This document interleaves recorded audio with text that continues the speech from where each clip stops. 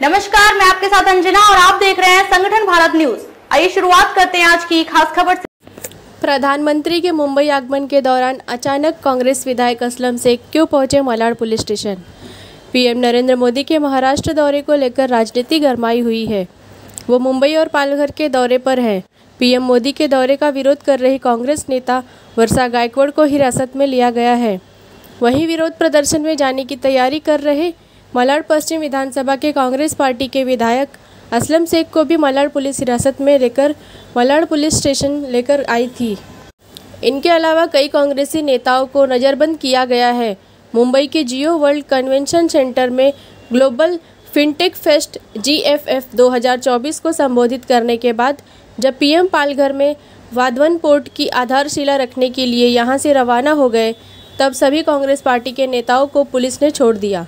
बता दें कि सिंधुदुर्ग में शिवाजी की विशाल प्रतिमा गिरने को लेकर कांग्रेस, भाजपा और शिंदे सरकार को लेकर हमलावर है।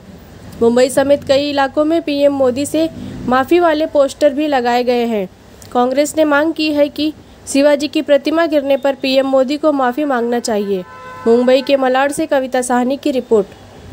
आज आंदोलनाच्या पार्श्वभूमीवर मालाड येथील राहत्या घरातून आपल्याला स्थानबद्ध करण्यात आलेलं आहे। पोलिसांनी ताब्यात घेतलेलं आहे। काय सांगाल या बाबतीत? मला वाटतं या राज्यामध्ये किंवा देशामध्ये डेमोक्रेसी राहिली आहे का नाही, एवढी मोठी घटनावर घटना घडत आहे। महाराष्ट्रामध्ये बलात्कार होत आहे, शिवाजी महाराजांचा पुतळा फोडत आहे, 8 महिन्याच्या आतमध्ये फोडत आहे आणि ज्या कंत्राटदाराला अटक केला पाहिजे, ज्यांच्यामुळे झालं आहे त्यांना अटक केला पाहिजे, ते नाही करता आज सगळे काँग्रेसचे जेवढे मोठे नेते त्यांना अटक करण्याचं काम केलं आहे पोलिसांनी। म्हणजे काय तुमची म्हणजे काय धडपशाही चालू आहे की काहीतरी मनमानी चालू आहे? हे आंदोलन तर होणारच ना। तुम्ही काय आम्हाला पोलीस स्टेशनमध्ये ठेवलं तर आंदोलन थांबतील असं नाही, लोक निघतील। आज हे आंदोलन लोकांनी घेतलेलं आपल्या हातामध्ये। शिवाजी महाराजांचा घटना ही छोटी घटना नाही आणि ही घटना जी आहे याच्यावरती चौकशी झाली पाहिजे आणि चौकशीची आधीच तुम्हाला माहीत आहे की बांधण्यात किती पैसे खर्च झाले, कंत्राटदार कोण होता, त्याला ना अटक करता तुम्ही आज लोकांना अटक करायला सुरुवात केलेली आहे।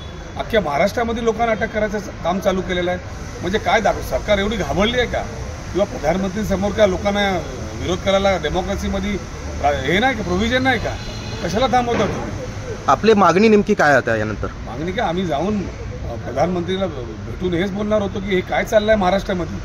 ज्या पुतळ्याचं तुम्ही उद्घाटन केलं त्या पुतळ्या 8 महिन्यामध्ये जर पडत असेल, जर शिवरायांचं असं पुतळ्यांचा हाल होत असेल तर लोकांचं काय हाल होणार आहे?